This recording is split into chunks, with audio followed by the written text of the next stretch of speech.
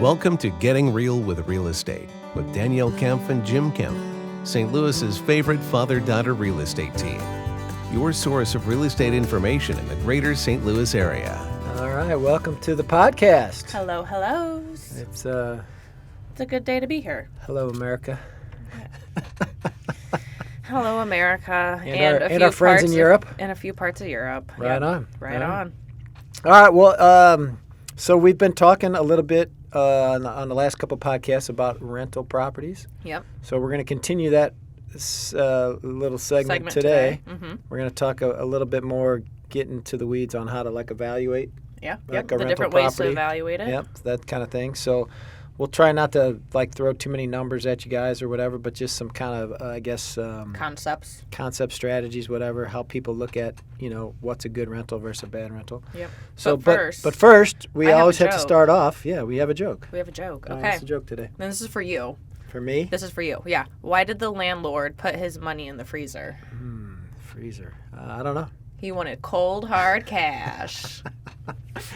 Cold hard cash. Cold hard cash. I like it. All right. That sounds good. And you're a landlord. I don't have any cash. Not in the freezer? Not in the Under freezer. the bed, maybe? Mattress. Yeah. Mattress, yeah. That's why I can't sleep at night. It's lumpy. I wish. It's all coins. It's all pennies. Pennies. All right. All right. Well, okay. So we're going to talk about rentals. So and how do we evaluate it? Well, Danielle, so let's talk about what do you got to do the very first thing before you ever start even thinking about a rental? If you're going to have a rental, Danielle, what's the first thing? You're not going to like my answer. What? I'm going to make a joke. You got to look on Zillow. Stop it.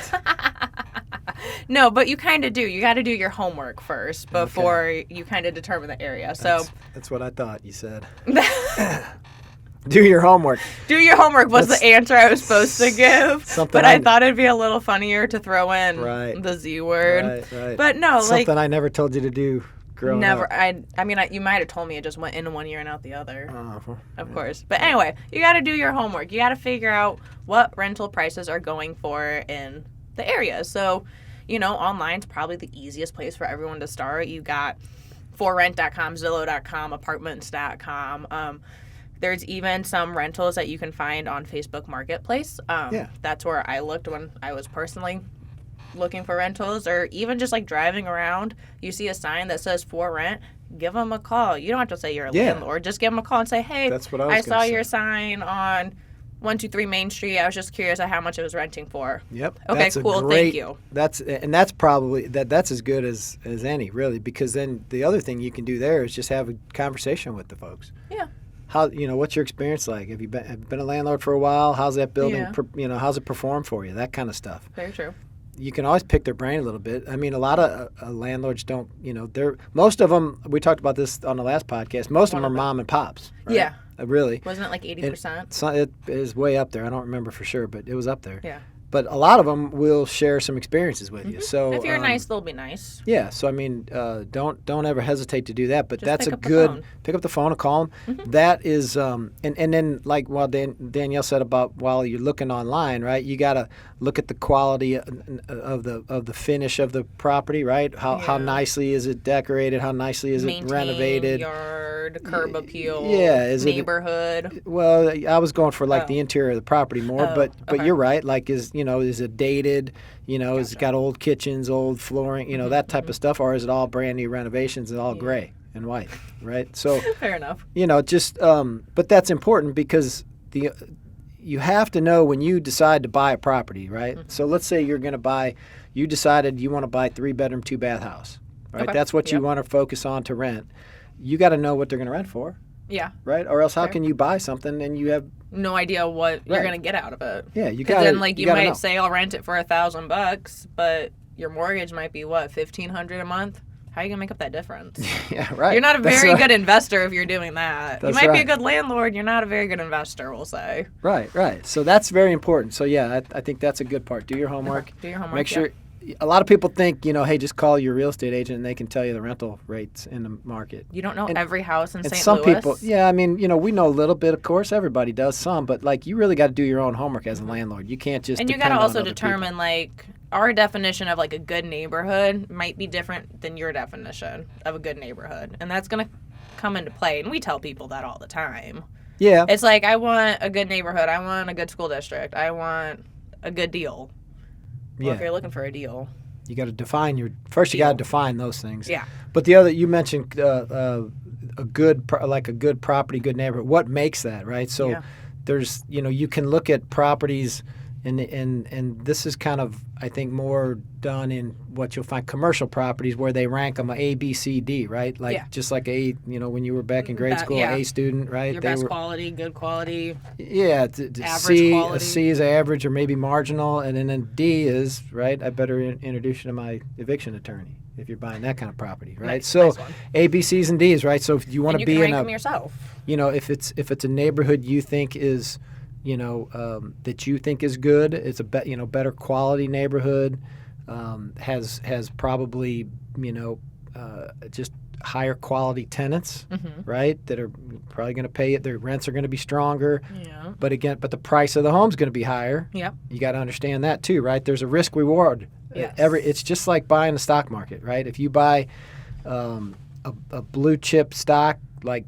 What's a blue chip? Just a big solid company that's been been around for forever. Okay. Right, and they're pretty steady. Yeah. Versus these upstart Random penny startups. stocks, random startup company. That's a higher risk. You expect a higher return. It's no different in buying a house. If it's in a neighborhood that's a little edgier, I think I can use that term. Yeah. Depending on what your definition of edgy exactly, is. all your definition. Right? Then you have a little more risk there, so you should expect a little more return. Makes sense. So that's one thing to consider as you're looking at buying a property. And we talked about this too in one of our other podcasts, and I'm just going to reiterate it. I would suggest to you to buy relatively close to where you live. Yeah, that makes like, sense. don't buy a house 45 minutes away from where you live, because I'm telling you, you don't want to go cut grass every other weekend there. Well, yeah, I mean, or change a light bulb or a furnace filter. Yeah, drive an hour and a half just to change a light bulb. I don't think so. No. Right? It's rough. So, and you Speak probably from wouldn't experience do that, there. but yeah, I mean, I've done it, so don't do it. Yeah. Do as I say, not as I did. All right. Okay. Okay. Cool. So we've kind of already talked about like picking your area. Yep. Picking your property type. There's a few different property types, and I think we went over that in one of the earlier episodes. You got your single family for just like a little 1 bed, 1 bath. You're just looking for like a couple. You can maybe get like a bigger home, something that can accommodate like children.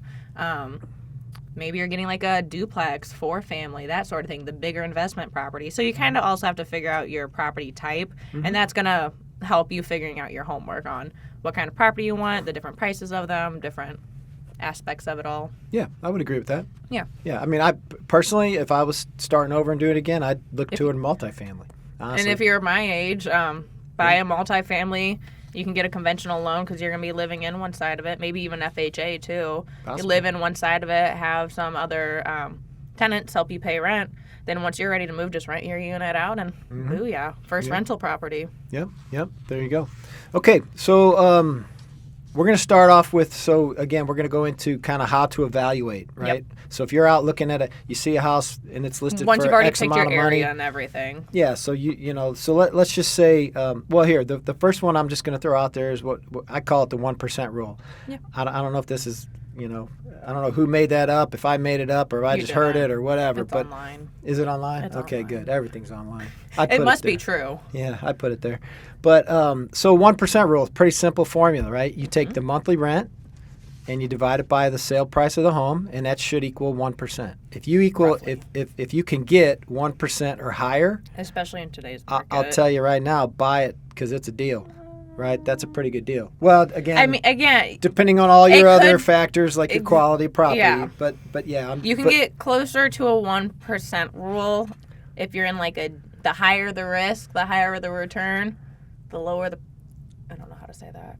The lower the risk, lower the return. You're right. Yeah. So just. But you have to. Yeah, I mean that kind of helps you. It kind of helps you guide your cash flow. It's a real quick way to do it. It's a quick one. Yeah, it's quick and dirty. You see it like if it's a house, and I'm just going to throw out easy numbers, right? If you know you can rent this house for, it's a $100,000 house, you know you can get $1,000 a month, that's 1%. That's a pretty good, that's actually probably going to be a pretty good buy for you, all things being equal. Exactly. And this is where your homework comes in handy too, because you have to be able to know what that area is renting for as you're seeing the property. Yeah, you can't just pull a number out of thin air and say, I want $1,500 a month for any property I get. Right. Well, that's not going to work. That's like the guy that wants $300,000 for his $200,000 house. Exactly. So yeah. That always happens too. So I kind of skipped one here. That's okay. I kind of got out of order here, but the other. So again, we did the 1% rule. The Easy other one peasy. that's pretty simple, but just monthly cash flow is one way some people will evaluate their rental. Pretty simple stuff, right? So if your mortgage payment, your principal, interest, and taxes, if that's $1,200 a month, and you can rent it for $1,400 a month and make $200 a month, some people are happier than a pig in you know what. I mean that's great for them. Yeah.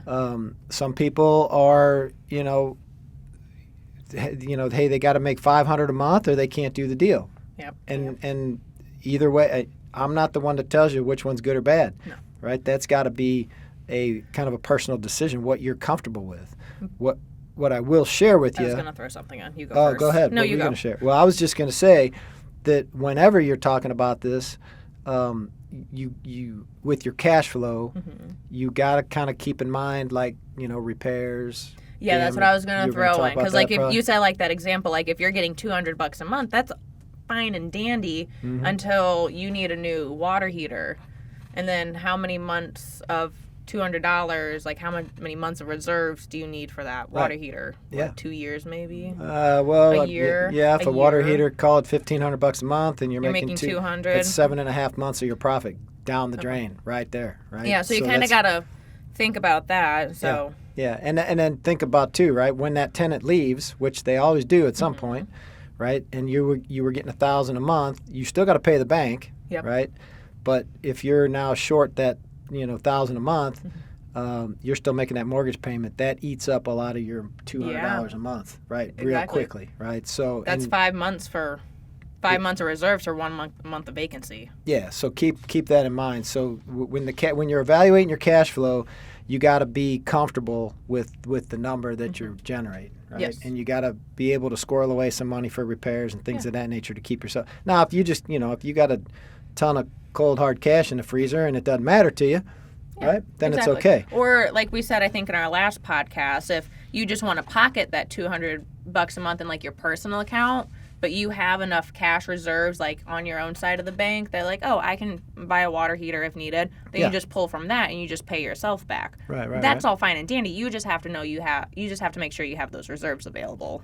Yeah, and that brings up a really good point that you just made. I would definitely make sure that people separate the two, right? Your rental checkbook, for those of us who still use checkbooks.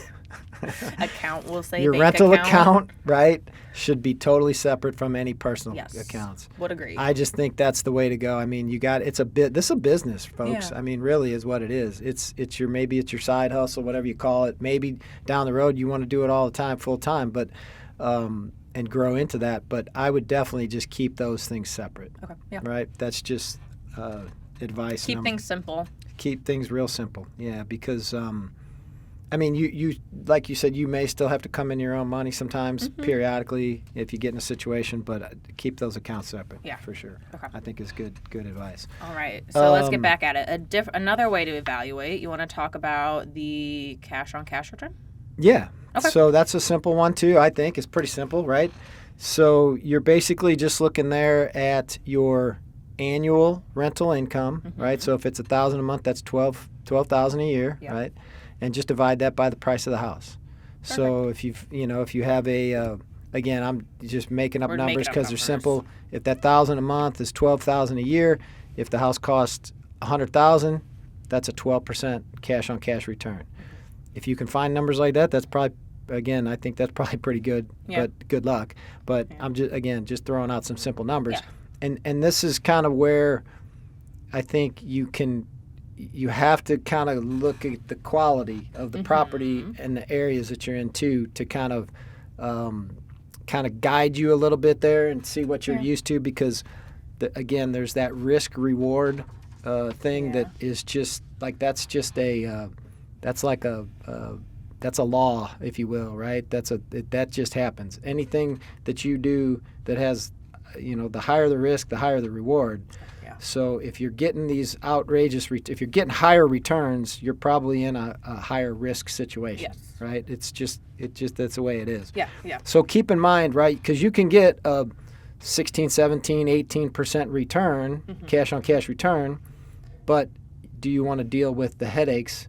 Sometimes maybe a 5 or 6 or 7% cash on cash return is easier and better for you because of the quality of the property that you're stable. Maybe it's more stable. The quality of the property, the quality of the area. When it's all said and done, you've got an asset in an area that's really solidly appreciating, those kind of things. So just some considerations to think about there. Okay. Okay. And then another one. Well, so I think kind of. Really, this is really, I guess, the last one, really. Okay. But is cap rate, right? Yeah. And that's just really getting into the numbers, part of it. Yeah, the nitty gritty, and making sure. So it's your net annual income, guys. So you got to take your gross minus your expenses. Those are things like your taxes and insurance and maintenance and all. Yeah, those. some of that stuff, right? Take all those out, and your net income divided by the price of the house. So that's really as close to, like, I just use the example of, that's like APR, right? That's like if you put money in a CD, right, and it says it's making 5%. Really, cap rate's about as close to that type of calculation as you can, because it's your net income. All your expenses are out of there already. You've That's already paid figured for. that into it. Right, and so it gives you kind of your return that way. So, and a lot of people, you got to kind of think about where you really have to think about that, right? What's worth it to you? Yeah. Right? I mean, Fair enough. some people, if it's not 8% or higher, they won't do it. They won't do a deal, period. Some people want to have 12. Some people are okay with 5. Yeah. So it really just depends on how you really want to do it. Run your business.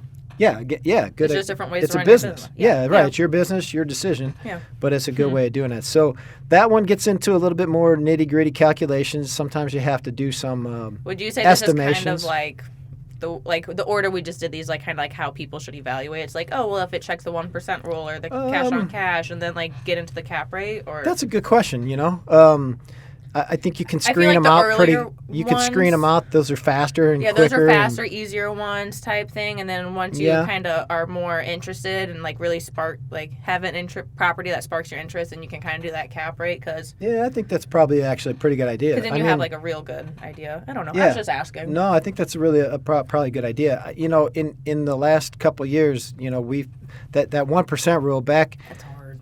5 or 6 years ago, you could find that really common. And it was pretty easy to get. Nowadays, man, it's crazy. It's kind of hard. Speaking from experience, it's kind of hard. It is. I mean, we sold a duplex down in Tower Grove South not long ago, and it only had, I think, like trying to find the numbers. Like a 0.6%. So 0.6%. If you did that calculation, to me, that's not a deal.